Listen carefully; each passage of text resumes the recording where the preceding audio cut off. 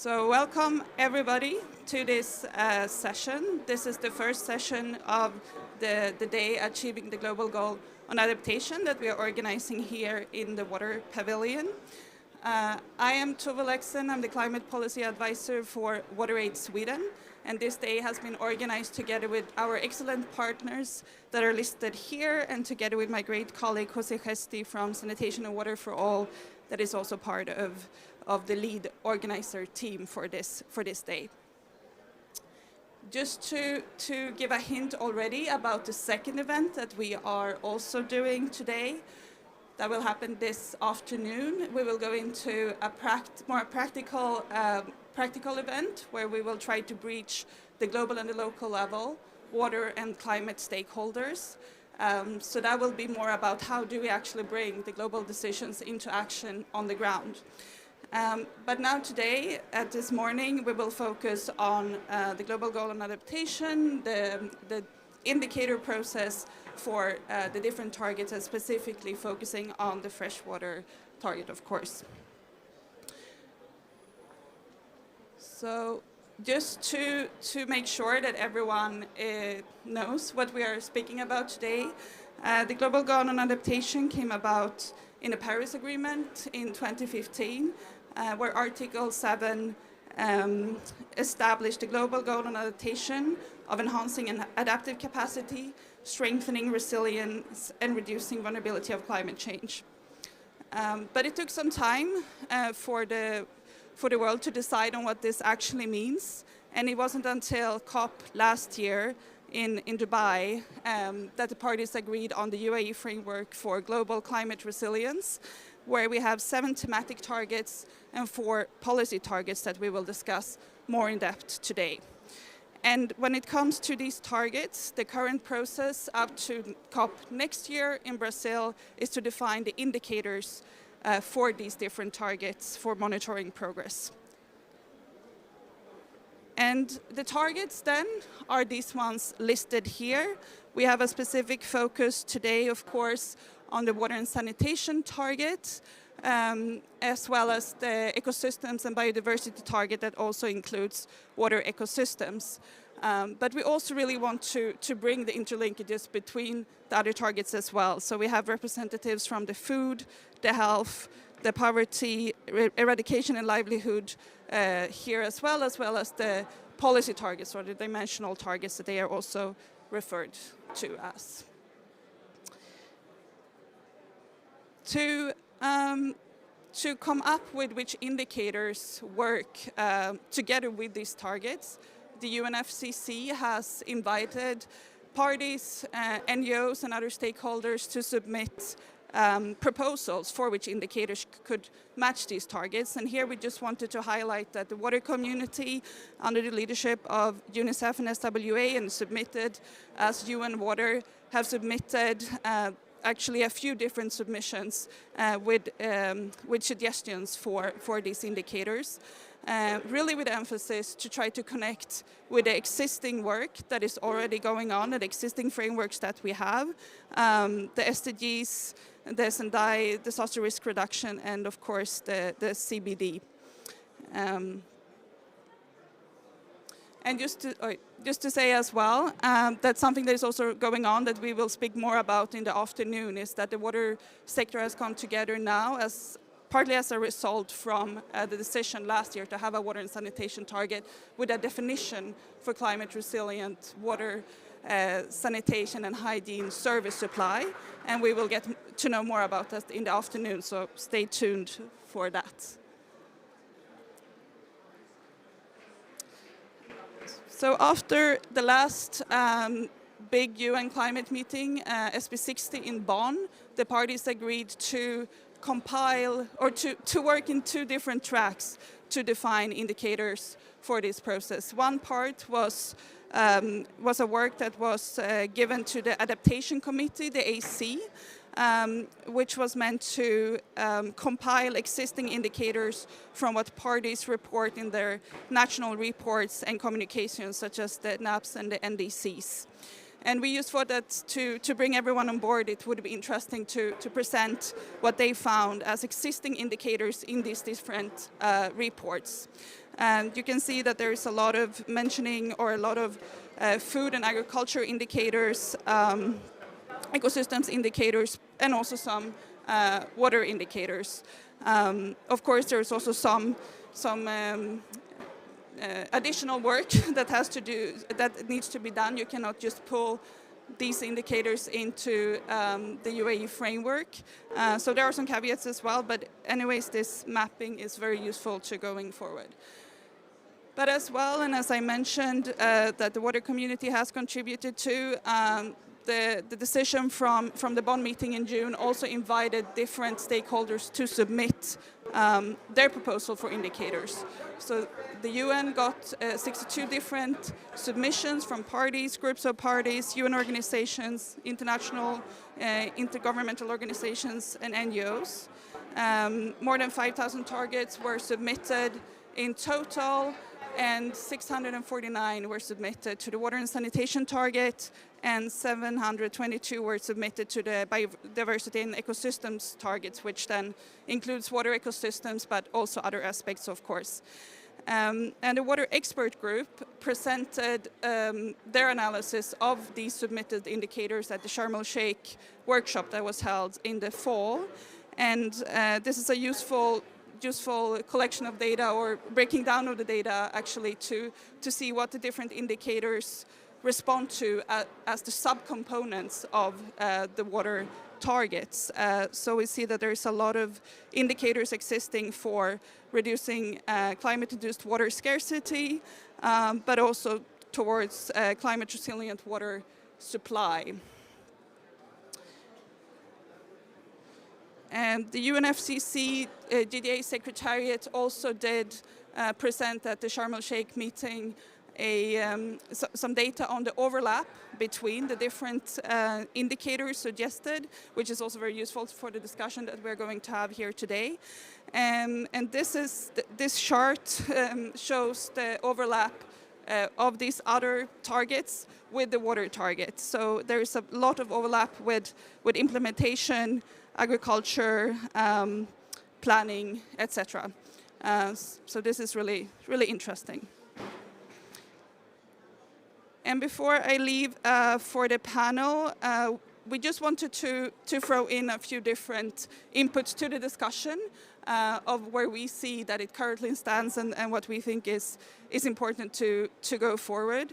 As many of you I think know, there is currently no agreement on having global indicators, but we think this is absolutely necessary to ensure robust implementation of the globally agreed targets.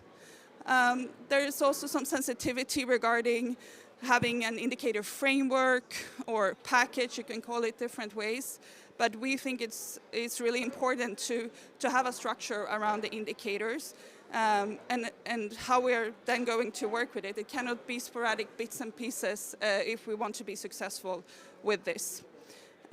We also think it's really important to consult with the statistical bodies, and I know that has also been mentioned in the negotiations, as we need to tap into existing monitoring work that is already going on, as it's really important to minimize the additional burden put on parties. And from our perspective, we also think that the UN custodian model that has been used for the SDGs has been really useful to track progress and ensure robust implementation. And this is, of course, much of a climate finance COP, so we also wanted to throw in a little key message around that we think it's really important to have a sub-goal on adaptation in the NCQG, and that is directly linked to the implementation of the UAE framework for the global climate resilience. And I think with that, I want to leave over to the panel and Emily Bouchon. If she's here, yes. She is the lead monitoring, evaluation, and learning expert at ISD, International Institute for Sustainable Development. And yeah, we're really happy to have you here. So I hand over to you. Thank you, Tove. Can I invite the participants to come to the front, please?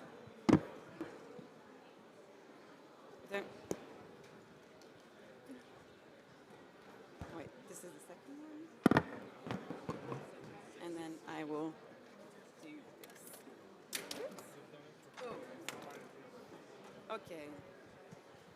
And so, by the way, there is some space in the front now for those folks sitting at the back, or please come and sit at the front. You can still leave whenever you want, that's okay. uh, thank you very much, folks, and really excited to be here today. Can you all hear me well? With the little perfect, thank you for the feedback. So, as Tove mentioned, we're here to talk about the importance of having water as part of adaptation negotiations today.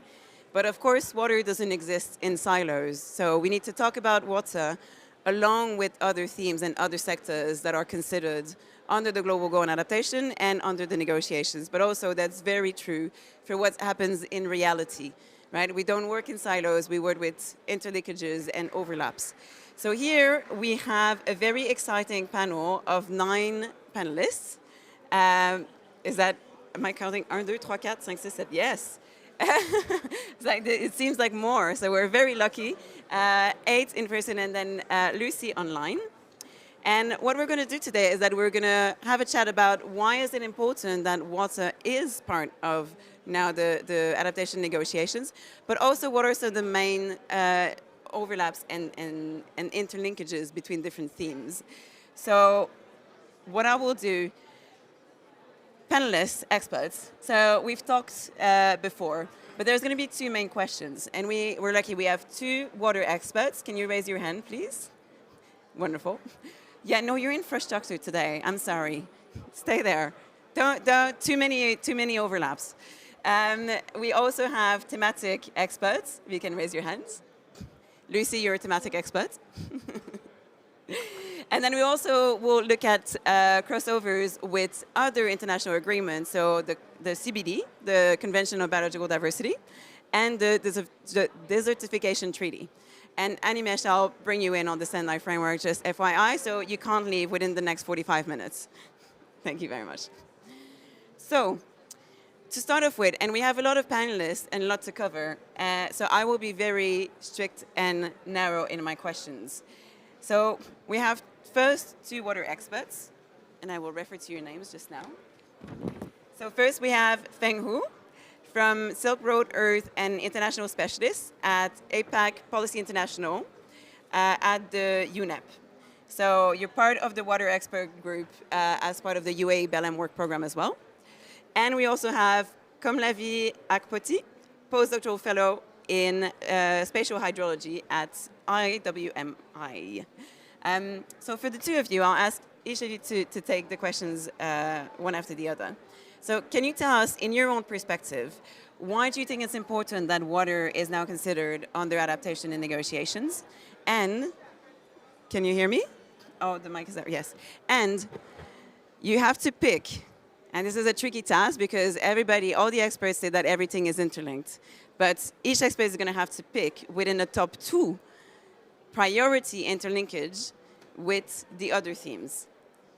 Are you ready to go first? Fine. Yeah, sure. Thank you very much. Thank you for the opportunity. So I'm part of the water expert group, and based on our kind of initial kind of review of the submitted indicators, obviously water is a cutting-across issue with linkage to all the other thematic targets, and most of the water indicators are most frequently linked to food and agriculture, ecosystem and biodiversity, infrastructure and human settlements. But from my perspective, water is a connector and enabler. It is required for not only climate change adaptation, but also mitigation. And we have all the thematic experts here. I think I will just leave them to share their expert opinion. But I want to kind of give a few kind of personal reflections on the broader kind of adaptation cycle. I think first is on the risk assessment. I think it's quite important to not lose sight of the interconnectivity between different forms of water. And we tend to, I think the chart shared by Loeb earlier, lots of water, over half of the water indicators are related to water scarcity and water supply. And we tend to think in the form of surface water, surface freshwater bodies. And just based on the current list, only 9 of the water indicators are specifically mentioning glaciers, and 16 mention groundwater. So there's obviously a need to really focus on the the cryosphere and we need to understand the importance of what's happening in the cryosphere, in the mountains, in the glaciers, and also understand what kind of adaptation measures are required to protect the groundwater to ensure the long-term water security. And second is on the planning. So we cannot really separate adaptation conversation from the development. And it's evident that lots of the water indicators are linked to the SDG 6. And so when we talk about local implementation, we cannot really just separate two conversations. And we really need to, if we really focus our effort on the SDG, so we probably would already have, better adaptation capacity, and even more resources to really adapt. So that is quite important to not to separate, to make the GGA process as a separate conversation. Rather, I think for local communities, it's all about SDG, and we really need to focus our efforts on that. And on the implementation of adaptation actions, I think it's really about money. And here, because I have the fortunate to work both in water and sustainable finance, I think here we are in the more official kind of UNFCCC process, but I think we shouldn't lose sight of what's happening in the financial industry, and actually, in banks and lots of corporates, they're already working on specific standards and impact measurement frameworks to really track what is most impactful in terms of conserving sustainable water resource management and also improve adaptation. So I think encourage all the not only water experts but also thematic experts to really actively feed into these ongoing process in the private sectors and to make sure there's a connectivity between the GGA process and also what's happening in the broader kind of financial industry. And lastly, it's about monitoring. I think linked to the first point, different forms of water and different forms of water security requires different type of monitoring techniques, resources, and knowledge. So how we design our adaptation measures, will mean what kind of monitoring setup and will require. So we need to make sure when we design, think about the monitoring and implementation, we shouldn't think in a very siloed way. We need to make sure all the system is set up in the kind of collective and holistic way that incorporate all the development indicators as well into the thinking, because eventually for the local community it's all about managing trade-offs, very limited resources. It's not only about limited water resources, about limited financial and human resources as well. So I think to sum up, so we as humans tend to build walls, but I think here as people understand the importance of water for climate, and we need to really build bridges. And just borrowing the old saying from Chinese philosopher Lao Tzu. So really, the solution is be like water, to break the boundaries and to have collective actions. Thank you. Thank you very much. I think my work becomes difficult now as you covered most of the important aspects. But I'll still add few points. I work with the International Water Management Institute, and for about a year now, I've been engaging in the African group of negotiators, helping to compile some of the indicators specifically related to water. So as my colleague and the moderator mentioned earlier, water is a cross-cutting issue, and we know that climate change is water change, and therefore it's important for us to understand the interlinkages with other sectors.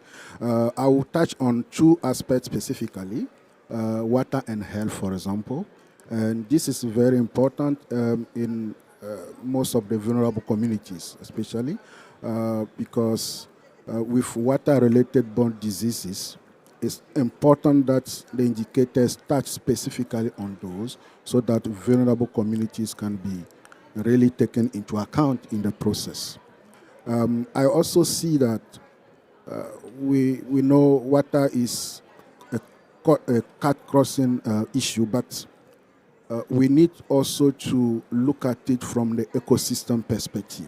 And when we talk about ecosystem, we are touching about agriculture, the landscape, the soil health, and from hydrological perspective, the whole river basin system. And this is very, very, very important to look into the water as a driver of or a livelihood of this system. And once we have indicators to measure the ecosystem health, we are touching the food security aspect. We are talking about strengthening the resilience of local community and indigenous people. This is very, very, very key. And I will finish by saying that, of course, we talk about health, we talk about ecosystem, but the aspect of wastewater reuse in the process should be carefully considered and look at it as a resource to enable adaptation, especially in areas where water is very scarce. Thank you.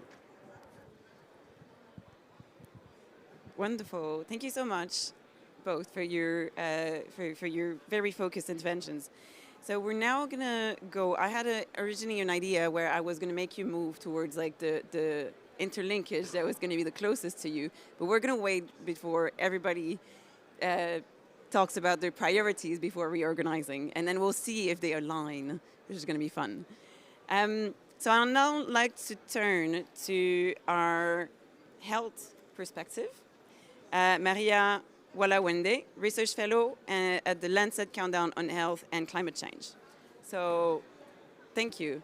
Maria, so slightly different questions here.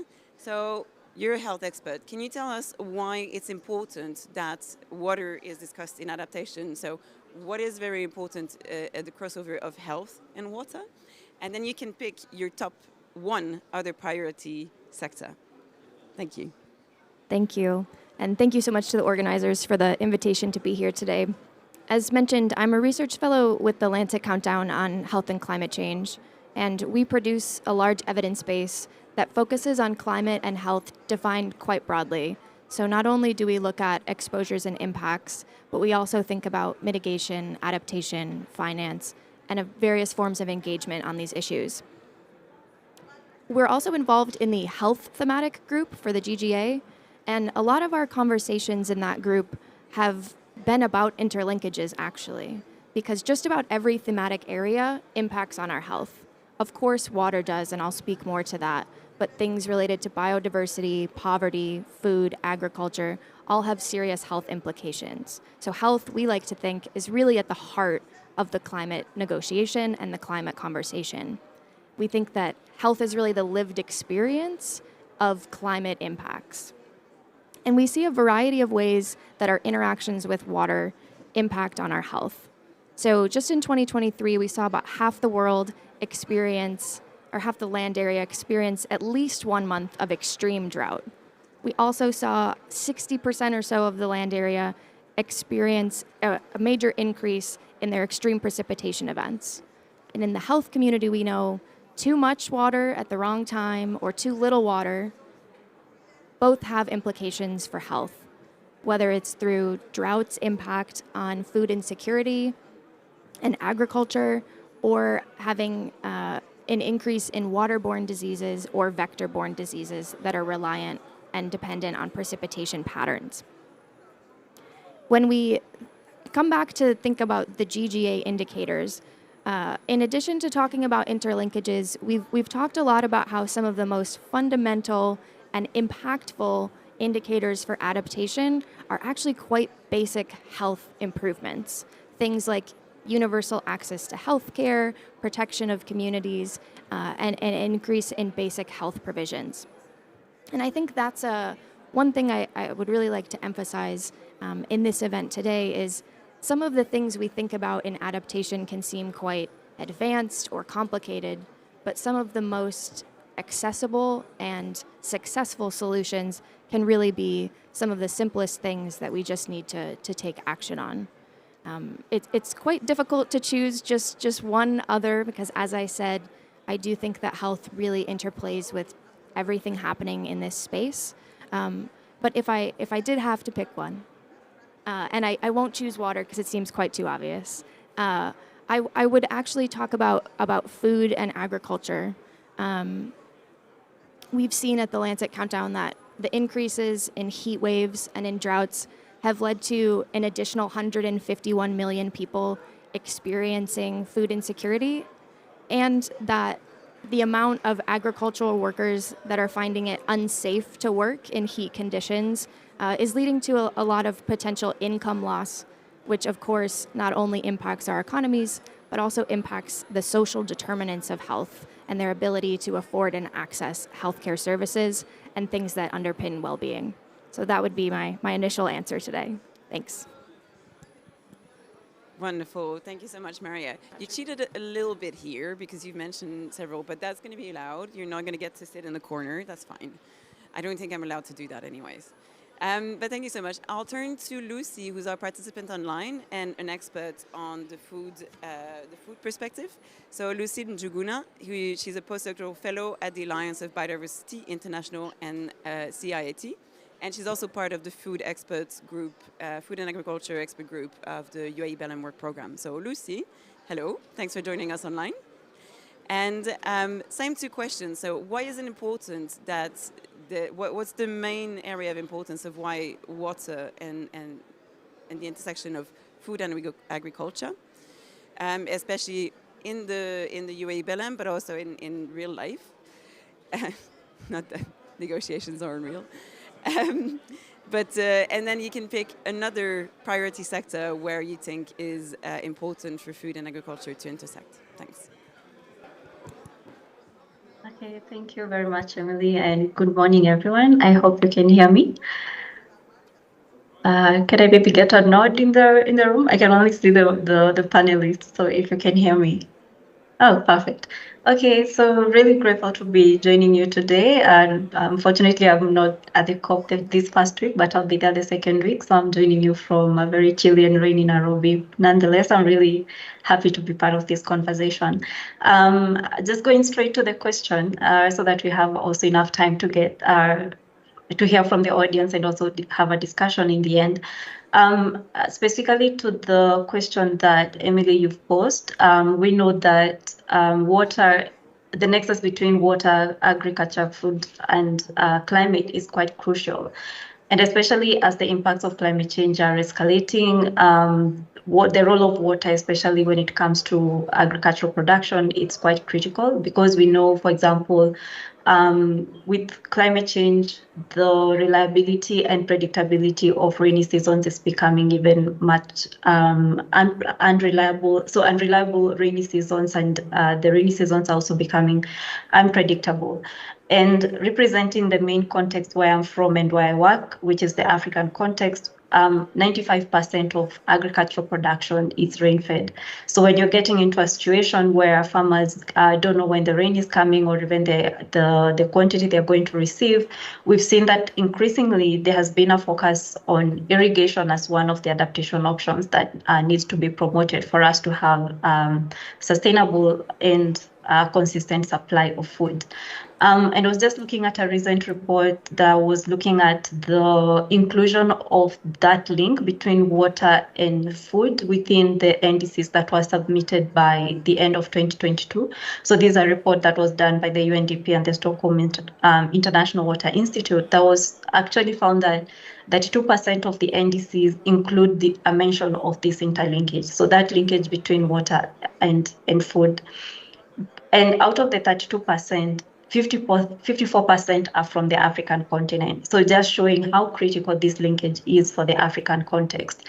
So for us, even as we think about the design of GGA indicators, we have to look at how can we actually be able to develop a set of indicators that captures not only the processes, so the adaptation actions that address the linkage between water and food production, but also how can we ensure that we have a set of indicators that can actually capture the potential trade-offs and synergies across these two targets. Because we might have just indicators that can actually show that we're moving more towards climate resilient food production, but that should not come at the cost of the water target, which is looking at making sure that there isn't climate-induced water scarcity. So this is just linking the element of what is actually happening on the ground in terms of the kind of climate impacts that are being experienced, how this is positioned within even the commitments that we're making to the UNFCCC, but then bringing it back to even the current discussion on how we're identifying indicators for the GGA.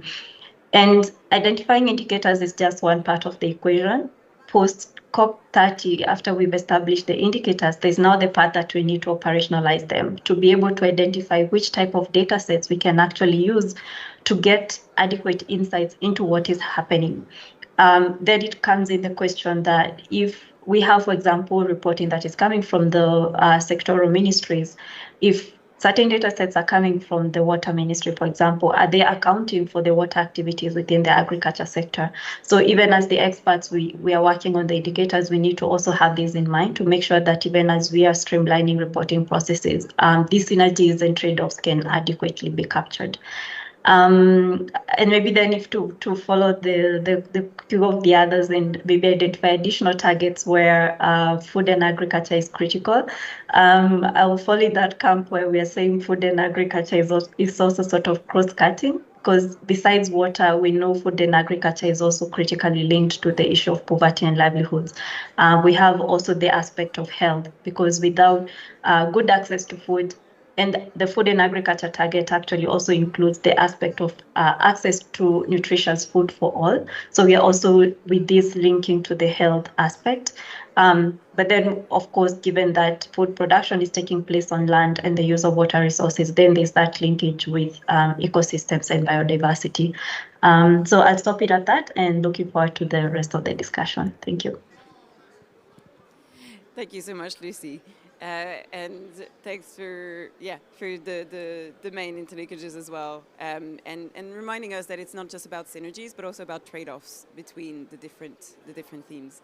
I'm actually going to pass now to Rohini Kohli, who's an expert, who's part of the adaptation cycle, so the 4 adaptation dimension expert group of the UAE Build and More program.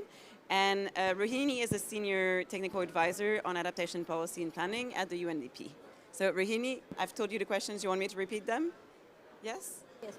Okay. So as you're representing like adaptation, the cycle. So why is it important to consider water across the 4 dimensions? And so I'm not going to ask you what's your other priority, because that would be unfair, because they're all cross-cutting across the iterative adaptation cycle. Oops. I hope it's not too loud. Thank you for inviting me. I'm very happy to be with the panel of water experts. So from the group that I'm working with, that's the adaptation policy cycle group. I mean, there's a lot of discussions within that group, which are which are really about because the sort of targets under 10A, they are obviously not sectoral, but they're actually implying a lot of sectoral action in each of them. And I think it's a bit complicated for the adaptation cycle group, because those targets are a kind of mix of process kind of, you could say process elements, and then certain things which some people might call outputs. For example, the completion of risk assessments. But then there's also something further, which is about the utilization of those outputs into decision making. And that's under the 10A. And then under 10C is a more complex one, because that's a lot about implementation. And then so 10A, B, C, and D, so they are about the entire system, and they're about the policy cycle. And I think water being one of the, I think we can argue many of the thematic areas are cross-cutting, but in my opinion, water is one of the most cross-cutting in a way. And actually, if we look at the adaptation policy cycle, there are sectoral aspects. I say sector, but I also want to talk about what Lucy mentioned, the nexus, because we know water has both productive uses, household uses. I mean, it is really across all of these dimensions, but actually each of the 10A to 10D implies action in water. So the risk assessments for water are very, very critical. And a lot of countries' risk assessments are dealing with the issue of water and the different uses of water.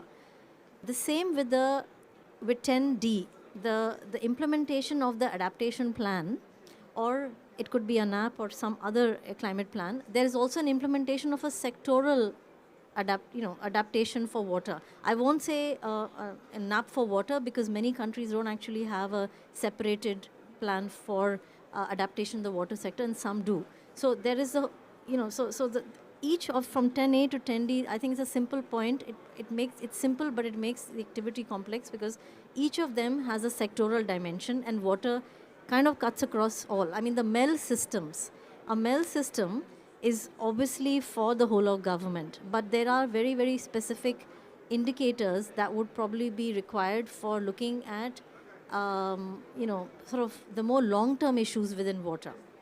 And, and also making sure that there will be trends, across looking at, the issue of, how risks are affecting water, but also, what's really happening to, how are the risks impacting water and what is the plan doing to address it. So, and I'm just wondering how this will be captured, because we can have targets and indicators for 10, but I think each of them actually has that water sectoral dimension.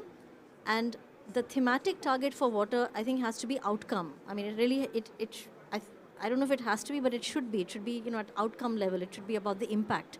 But under 10, it's not really necessarily, it's a mix between outcome, outputs, etc. So I'm sorry to use all that jargon, but I think what I would say is that water is the most cross-cutting. And for 10A to 10D, the implementation target is very important in the indicators we're going to measure. Are we going to measure adaptation options in water that are being implemented? And what exactly are we going to... Oopie, just want to make sure you're okay.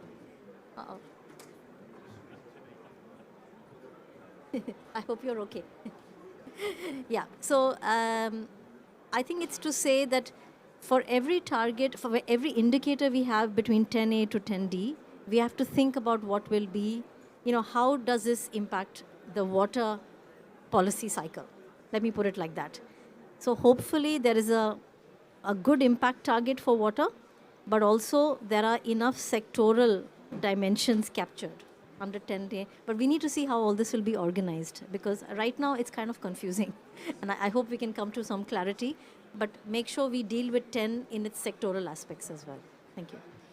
So I don't want to put words in your mouth, Rohini, but are you arguing that maybe there should be a matrix organization to the indicators? Potentially. I'm glad you're putting words in my mouth. No, well, I mean, I'm not sure how feasible that is, but I think that we can't talk about implementation of plans, without mentioning key sectors. So probably, yes. Okay, thank you so much. I think that's a really interesting point. Thanks, Rohini. I'm now going to pass to our next experts. Let's go to men now. Hi, Rod. How are you? Can we pass on the mic? Yes, great. Thank you, Rod. So Rod Naylor is a global leader on future water at GHD, but he's actually coming here as a thematic expert on infrastructure today. So can you tell us why is it important that water is considered on adaptation, and especially in the frame of adaptation and infrastructure or resilient infrastructure? What does that mean in negotiations or, as I say, in the real world? And also, where do you think is the other priority sector for infrastructure to link with on adaptation? Thanks. Thanks for the introduction there, and sorry for the slight fall before. It's pinned right on the edge. I would like to talk about in the real world, I guess, representing infrastructure capacity, infrastructure industry. I think this is quite a good way. I metaphorically feel that we're at the end of a process and waiting.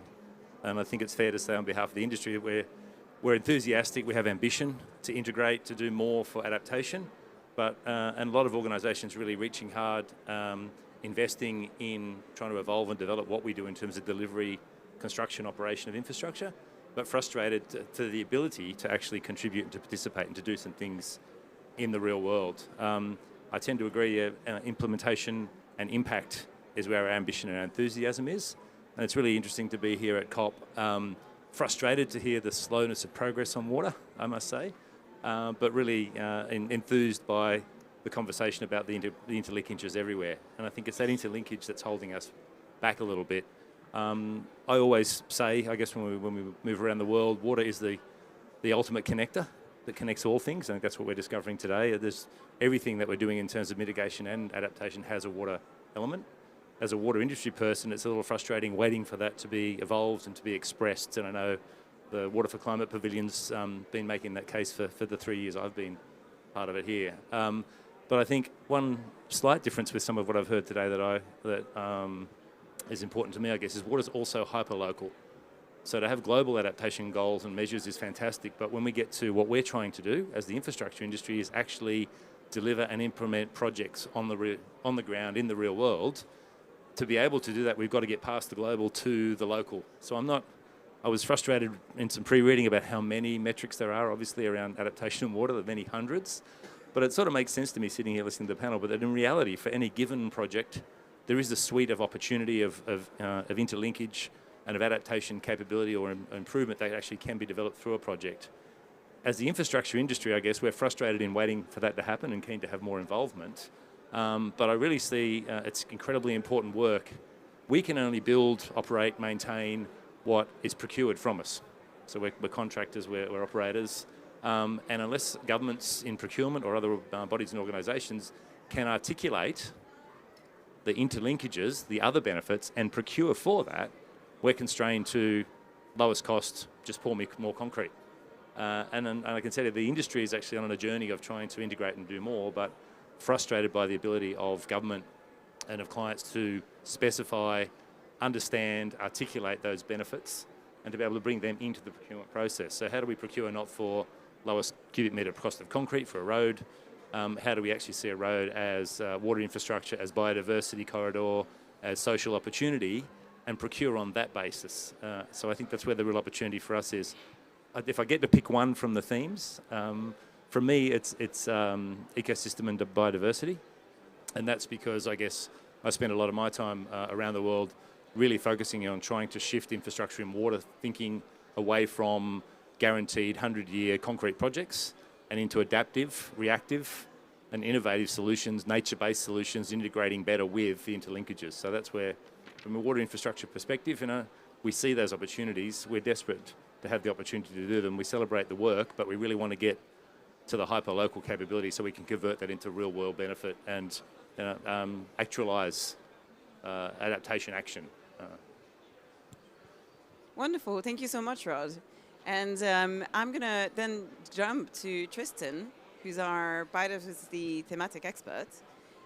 So Tristan, you'll have a tough job because a lot of the other panelists, thematic panelists, have mentioned ecosystems as one of the priorities, and then you get to pick only one of them. So, but for now, can you tell us why is it important that water is considered under adaptation, especially with regards to the interlinkages of biodiversity, water for resilience? And then who's your top pick, please? I'm sorry, what theme? It's not about the people. Thanks very much, Emily. And yeah, very tricky task to try and distill it down. But I mean, water underpins, frankly, everything when it comes to both climate adaptation, but also from a biodiversity perspective. Obviously, ecosystems would be our sort of top pick overall. I'm not sure if I can choose our own, but I'm going to anyway, just initially. But if you look at the links through to sustainable development and things like that famous wedding cake image that Johan Rockström and the team from Stockholm Resilience Centre developed about nature underpinning everything when it comes to sustainable development in general. And of course then looking through to our own framework, the Kunming Montreal Global Biodiversity Framework, frankly water is essential for healthy biodiversity, healthy ecosystems, and therefore providing that resilience to people in a changing planet, whether it's because of biodiversity loss or especially when it comes to climate change. And so within the convention, we have focused, when it comes to that nexus between biodiversity and climate, we have focused more so on the link to ecosystem-based adaptation and disaster risk reduction, given that the insurance that nature provides for us ultimately, because we are all dependent on it, has become so fundamental as we're seeing those negative trends in both of these interlinked crises. But ultimately, it comes down to the provision of water, and as was mentioned earlier, water at the right time, where it's needed, but also not just in terms of water provision, but also in terms of water quality. And while some of us can be in quite privileged positions where, because of the where we live and both in terms of living in urban areas, but also in certain parts of the world, we can be more reliant on that provision being more consistent, I suppose, because of that. But then we're also seeing now, for instance, what's just happened in Spain with some of those floods, that even in some of those more privileged parts of the world, water is such a major factor. Let's just leave it at that. I suppose if I had to choose one other one, and thank you very much, Rod, for highlighting ecosystems, but actually I'm going to go with health as that ultimate link, I suppose, between healthy ecosystems, healthy food, infrastructure in the right place, all the rest of it, but ultimately coming down to ourselves and how we are resilient in ourselves, both as individuals, but also as societies. COP16, which just finished about 10 days ago or so, adopted a global action plan on biodiversity and health, which water is very central to that. And this was a long gestation process within the CBD, so it's great to see that finally going over the line. But it just highlights those links, both in terms of a changing climate, both because of biodiversity loss, but ultimately then how we are ultimately dependent. Just a very final point, just on the indicators specifically. Yes, there are 5,000 odd indicators. The whole of the monitoring framework for the GBF was proposed for this process because we see that there are such cross-cutting links across the GBF and the Global Goal on Adaptation that frankly touches on all of the different thematic areas, even going down to the cultural, even infrastructure, the ones that maybe are perhaps not quite so obvious to some. But it's ultimately that old adage that if it's not monitored, it's not managed. And we need to have a monitoring system that responds to, as actually Rod said as well, very well, about bringing it down to the local level. And that's one of the challenges with these sort of global frameworks, is that so much of that nuance can be lost. And it's about that translation down into the policy level, getting that sectoral representation. But ultimately, it's about people at the end and how it all comes together. Thanks. Thank you very much, Tristan. I'm inclined to ask Maria to move and exchange with Jana, because also Kamlavi had mentioned health, so now you're gonna have health as a priority. Can we play musical chair? And then Jana, you're gonna go next as well. So Jana is our poverty and livelihood expert, thematic perspective today, and Jana Bischler, she works in social protection research and evidence. She's a climate change specialist at the International Labour Organization. So Jana, same questions as others before. Why do you think it's important that water, what's the most important thing between the linkages of water, livelihood and poverty, and resilience? And what is your top pick for other priority interlinkages, please? Great, thank you so much, and thanks for the invite. I think a lot has been said already, but to illustrate the link between water, poverty, and livelihoods, I just want to start with one statistic that the ILO has brought out a few years ago, which is that 3 out of 4 jobs globally, that's both in the formal and in the informal sector, either depend heavily or moderately on the access to water, right? So that's 3 out of 4 jobs. So essentially what that means is that a failure to achieve the water target directly impacts on our ability to achieve our target on reducing the impact of climate change on poverty and livelihoods, right? Because water plays such a huge role in many, many sectors and many jobs and livelihoods are dependent on it. That's the first thing. The second thing is that we've heard a lot already, and actually a lot of Maria's speech repeats a lot what I could have said as well, on the interlinkages between water and health, but also water and food security. And obviously that directly impacts on poverty as well, right? And bringing in the role of social protection here, I think is really, really crucial, right? Because why do health impacts impact on poverty? That's because it means higher health expenditures for people that they cannot afford. But if they have access to social health protection, which is either health insurance or nationally funded health systems, they actually can reduce those out-of-pocket expenditures, and it won't impact on poverty at the end of the day. A recent study from the World Bank has shown that by 2030, the number of people living in extreme poverty because of climate change will increase by about 130 million people. And the two main drivers of that is the impact on health and the costs that that implies for people, and the impact on food prices, and again, the cost that that means for people living in poverty, right? And again, bringing this back to social protection provides income security and access to healthcare without hardship to everyone, right? Whether that's through pensions for older people, whether that's through child benefits for children, whether that is to workers, through unemployment protection, through social assistance for people living in poverty. And if we continue working on expanding social protection systems, that will directly help us offset those impacts that go through health, that go through food security, through food prices on people, their livelihoods, and poverty, right? And I want to finish now on a more positive note and a more positive linkage, which is something we don't often speak about, which is that investments in adaptation can also create massive opportunities for people and for employment, right? So there's a study from Latin America that shows that for every $1 billion invested in water and sanitation, about 100,000 jobs could be created, right? This is a really positive news story.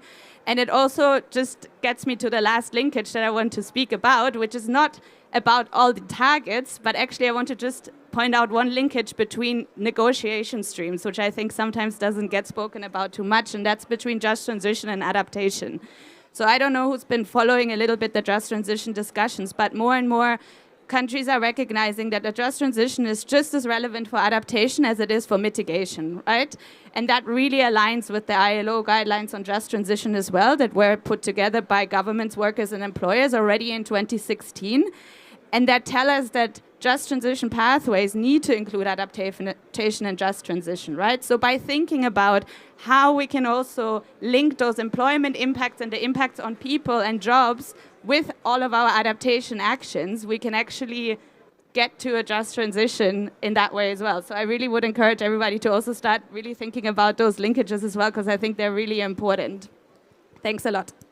Thank you, Jana, and thank you so much for going outside the box and thinking about linkages, not just between the themes here in adaptation, but other negotiation and other policy items. So I'm now going to turn to Attica. So Attica Ben-Maid, she's another expert on poverty and livelihoods, and Attica is deputy head of the Climate and Nature Unit at Agence Française de Développement. So thank you very much, and do you agree with Jana? Yeah, so actually it's my colleague Catherine who is in the expert group. She's part of my team. But thank you for inviting AFZ to this panel. And a lot has been said already, so it's really hard to bring in new ideas, but I'll try to do my best. First, we have been quite involved in the water sector, and myself I have as a water background, so I'm really happy also to be able to talk about water today. We, as AFD, also have been involved quite heavily on water. You know that on the side of the Convention for Desertification, there will be a water summit co-organized by France and our friends from Kazakhstan. So it's really trying to put high in the agenda, as it is deserved, the water topics. And it's really an event that we are looking forward, because we believe that it's really important. Maybe I will say that I wanted to cover also something that was not covered yet before doing the interlinkage, which is the affordability, and that has an impact on poverty and livelihood. When we're talking about the affordability of the water sector, it's not only considering the fact that the capacity to pay from the users. In order to answer, to respond to the challenges that will be exacerbated by climate change, there will be in some geographies need to invest more. And we know that the water sector is a sector that financially is not sustainable in a lot of countries. I was in Egypt before, which is a country where water is one of the 10 lowest price in the world. So there is no cost recovery. And investments will be even more important now. So there are margins to try to work on the affordability. On one side, it's an improvement of the water cycle. So thank you for mentioning reuse, because that's also a way to avoid some further investments by having a holistic approach on the water sector, looking at not only the drinking water and the sanitation, but also irrigation water, and how we can try to minimize the cost as much as possible to trigger a better affordability for the end users. So that's on one side. On the other side, we can also think, and I think in a year where we are talking about NCQG, climate finance, it's not only about providing public finance or grants or to the project or concessional finance. It's about what kind of financing setup we can put in place to reduce the risk, to guarantee the payments, because we want also more private sector in water, not only in water, but because we need to have as many funds as possible for tackling the challenges of climate change. So for the water sector investment, sometimes guarantee scheme, insurances could help tremendously. So that's, I wanted to touch upon affordability when I was covering that. And another topic that I wanted to touch upon are about the water-related risks, because that has an impact on that has a huge impact on the livelihood. So both the floods, the droughts, I mean, we could all list them.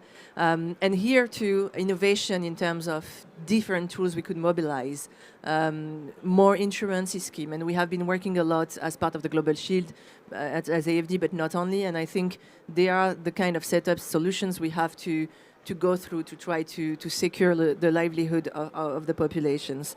And if I have to make a link with other sectors, I think both that have been already listed, but it's really hard because water is so much inside every sector. It's in food security, it's in industry, it's in health. I mean, it has been said by everyone, but definitely I think food security will be high in relation with the agenda of the One Water Summit and also in the Convention for Desertification. So that would be, for the coming months, the priority. That doesn't mean that the rest is not as important.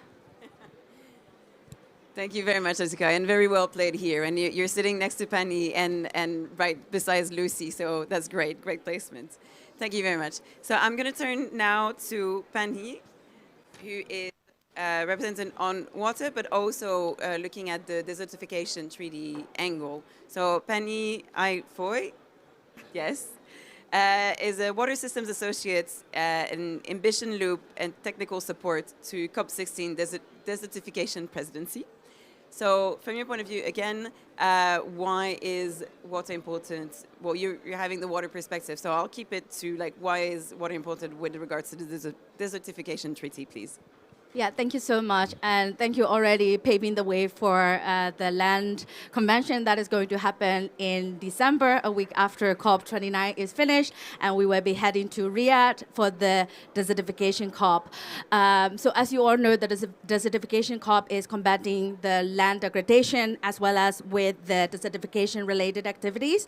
And then one of the mandate of the UNCCD is that really enhancing the drought resilience by looking at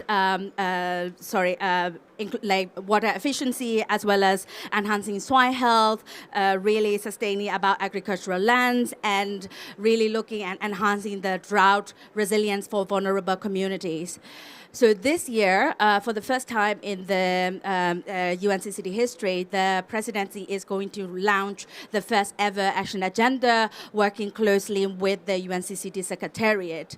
And in this agenda, we're really kind of prioritizing key thematic areas. And to be able to do that, we are looking across the landscape of what the other conventions are currently moving forward and doing. So, for example, we are looking at the biodiversity framework on, like, a lot of the action agenda that is intersecting to the UNCCD mandate, as well as the UNFCCC activities on adaptation, especially GGA-related works that is happening. And then we have identified 3 thematic areas that we are going to push forward through this special presidency action agenda. One is including land restoration, the second being the drought and water resilience, and the third being the food and agriculture systems. And then we are also identifying a lot of enablers that to support this. So to do this work, we are really closely working with the CCD Secretariat. And also we are really seeing water as a blue thread that is going to cut across the 3 conventions, from biodiversity to ending up in the desertification COP. So yes, now we are really looking at the work of indicators from the GGA space, really seeing about what are the ambitions that we really have to highlight in this agenda, as well as what are the impacts that we are looking forward towards the next 2 years to until 2030 and so on. So there are a lot of lessons learned that we are doing, and one of the goal of that activities that we are also trying to achieve is trying to fill the gaps that is coming out of the other 2 conventions, and as well as really finding the opportunity to work together. So I think I'm going to stop there. Yeah.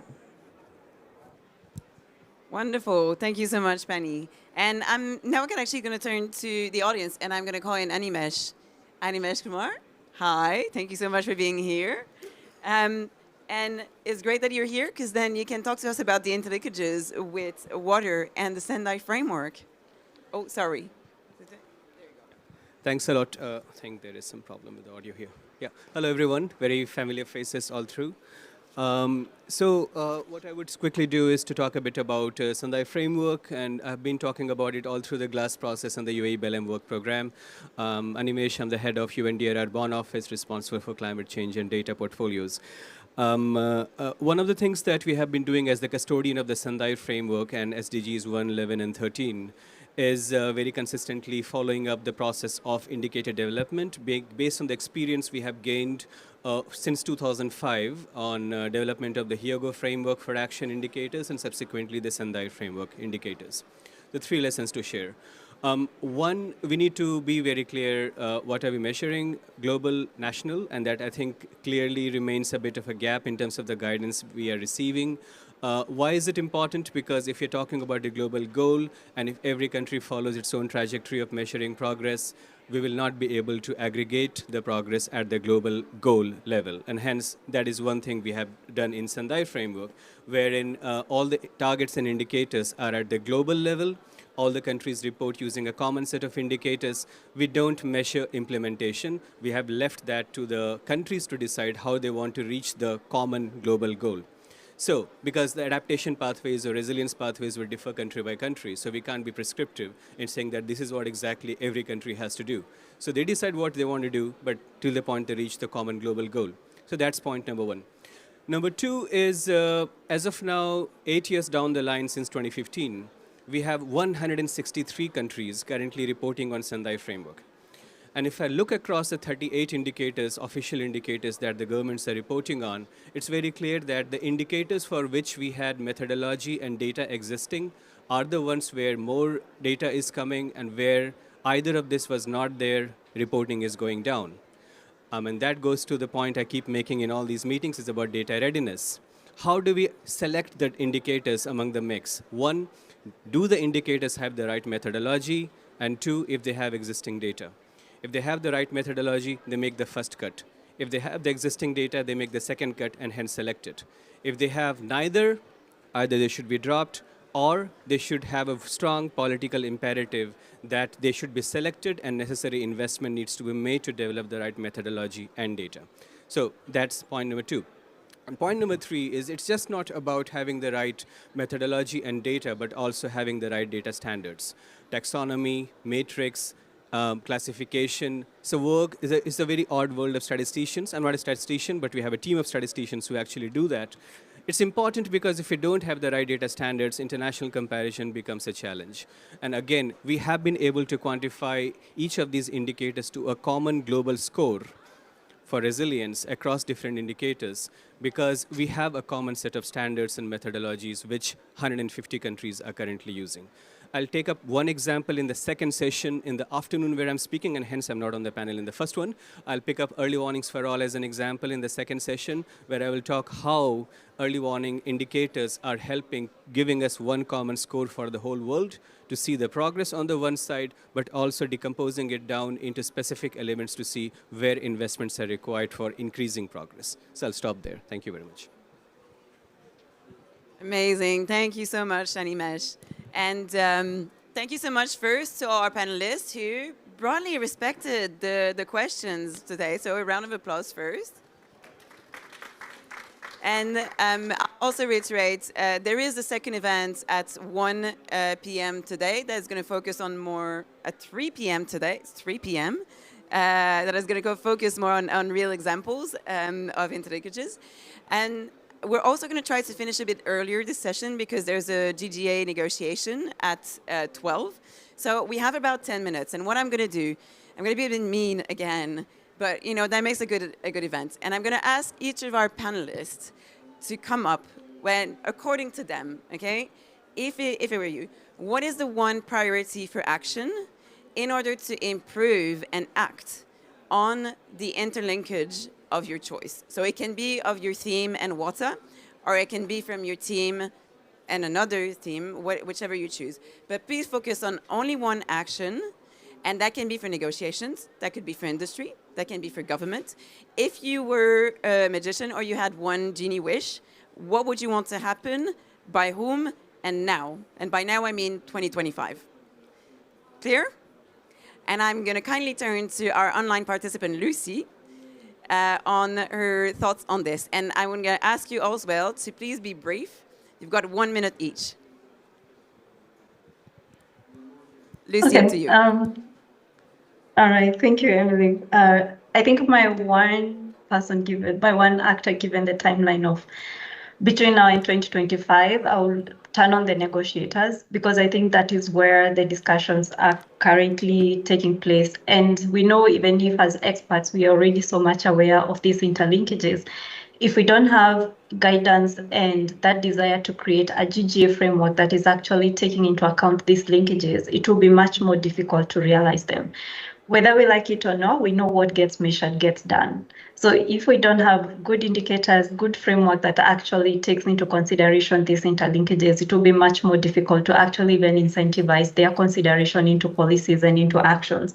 And this will come down to two things. I think from COP29, we need, as experts, we need more clarity on what is the expected output of these GGA indicators work.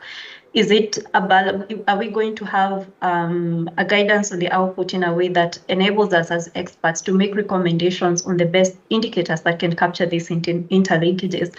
And then even as we go to post COP29, we need to have a decision that is actually giving the experts that space to be able to have dialogue and make sure that they are even discussing these interlinkages and effectively considering them in the development and recommendation for what indicators should be included in the GGA framework.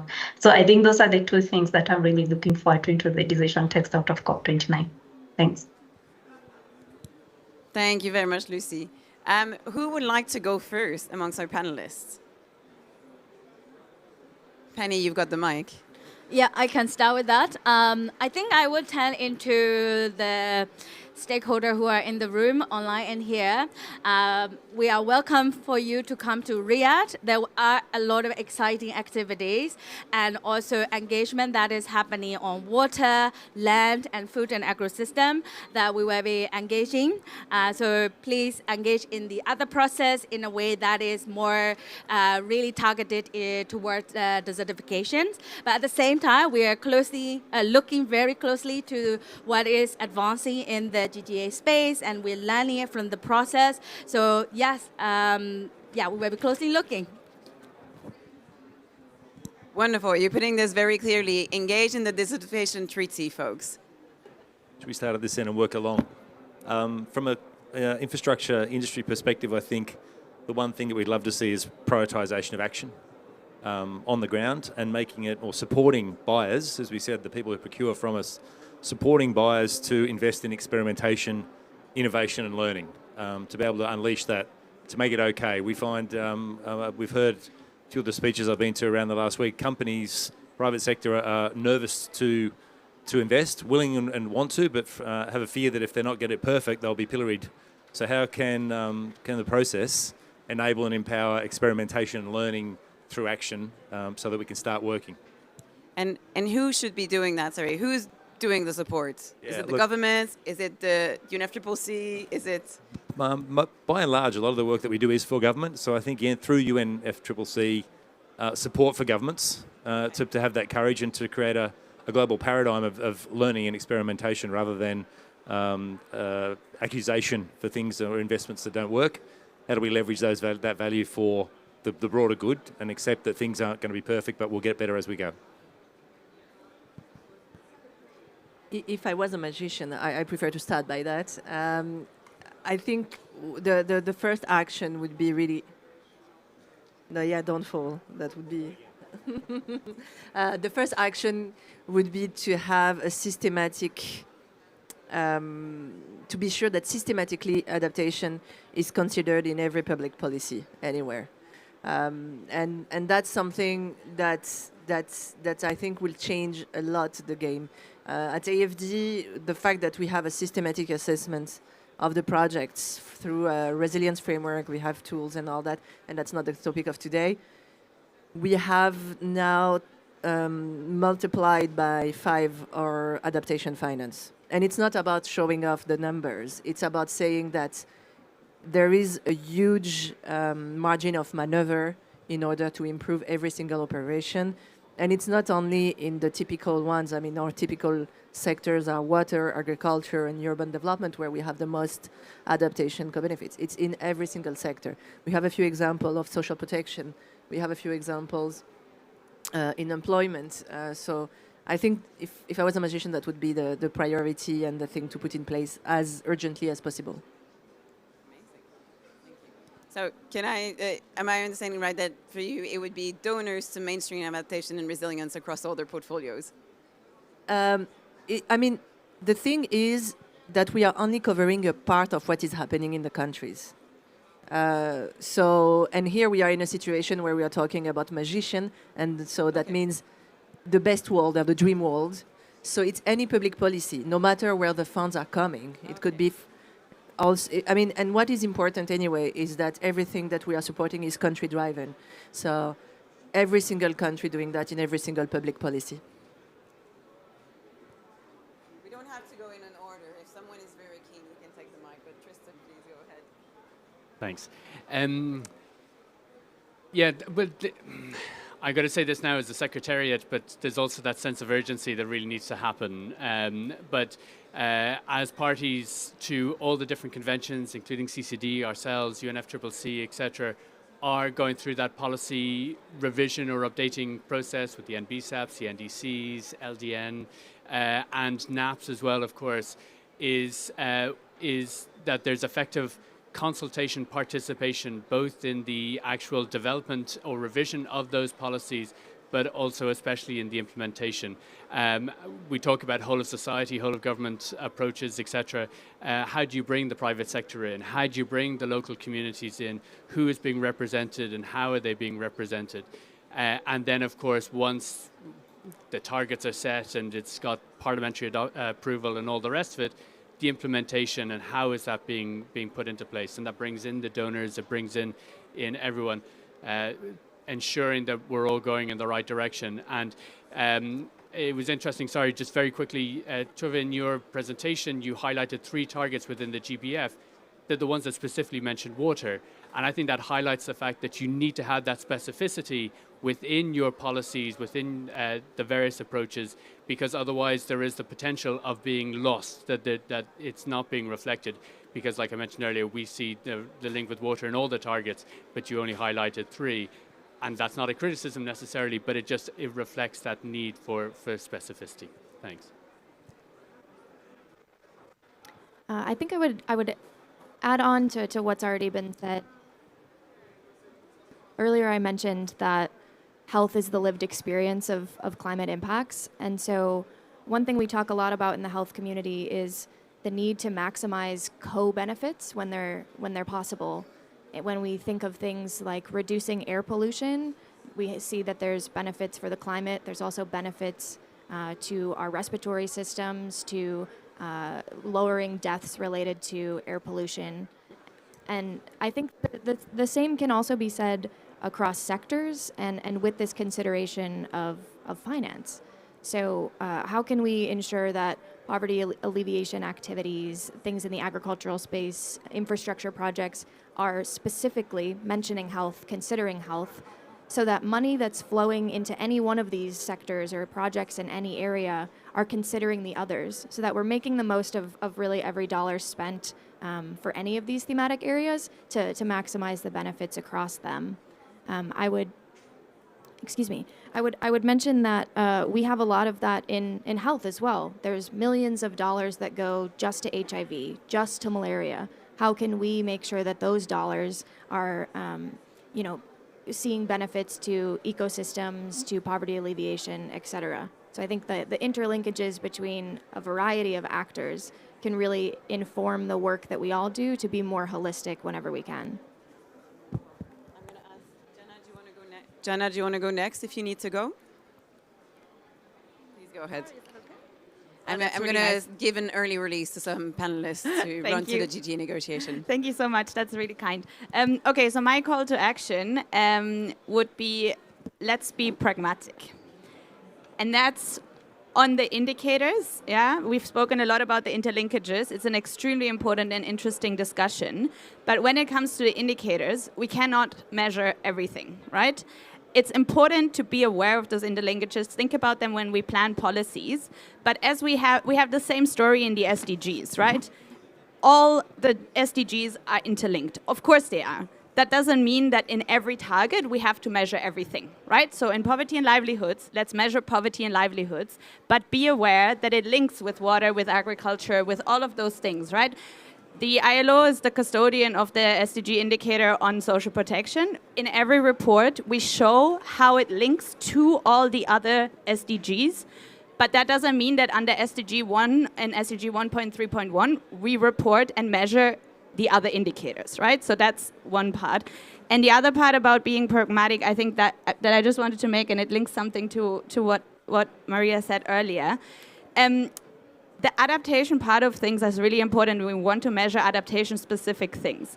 At the same time, and I think that applies to health and social protection as well, there are lots of things we can do specifically to adapt social protection systems to make them better suited to climate change.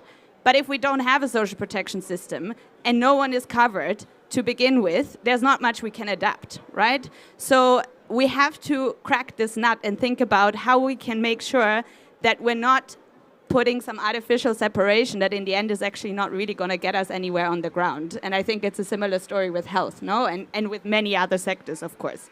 So that's my 2 cents. Thank you. And I'm going to ask Feng Hu and Kamlavi if you can be very brief. Yeah, I'll be very brief. Thank you. So we all talk about interlinkages, but I will have probably a thought for the negotiators.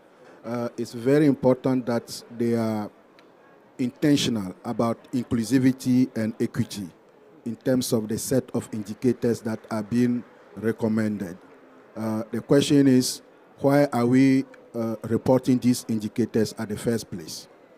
To see if there is progress on the ground for the vulnerable communities. But if it is not intentional to those communities, it will be very difficult to measure adaptation in those areas. Thank you. I think water essentially is a development issue, and not only for developing countries, but also for developed countries. Like I'm based in New Zealand, there are still remote communities that don't have access to safe water supplies and wastewater management. So in an ideal world, we should pour all our resources to achieve SDG goals, especially SDG 1. Poverty is the fundamental issue to the barriers, is the creating, blocking, all the progress. If we can actually lift people's livelihood, they can unlock human potentials. But in practice, there are barriers that there exist. So as individuals, I think we should really encourage people to, make sure there's a connection between, different work streams. I work in water and systemic finance, so I will try my best to embed, water and adaptation into those systemic finance related work streams. Same can apply to everyone. So you can apply to your health and infrastructure, all the poverty, related works to make sure that there's no basic barriers and we ensure the connectivity across different themes. Thank you. Wonderful. Thank you so much. I love the final word, which is like, if you had a magic wand, let's just end poverty in the world. So it's very ambitious. I love this. A warm applause to our panelists. And before we go, I think I'm just going to say that to me, I really enjoyed your priority actions, because what it means across the variety of your perspectives is that you need action on the ground, but then what does that mean in terms of making action on the ground happen? And what does that mean for the UNFCCC? It means that UNFCCC and global agreements policies need to send these signals so that government can make the implementation and the rules so that companies, industry, etc., can then follow through at lower risk and actually make social protection system, early warning systems, etc. happen. So let's keep that in mind as we're going into negotiations now. Thank you very much.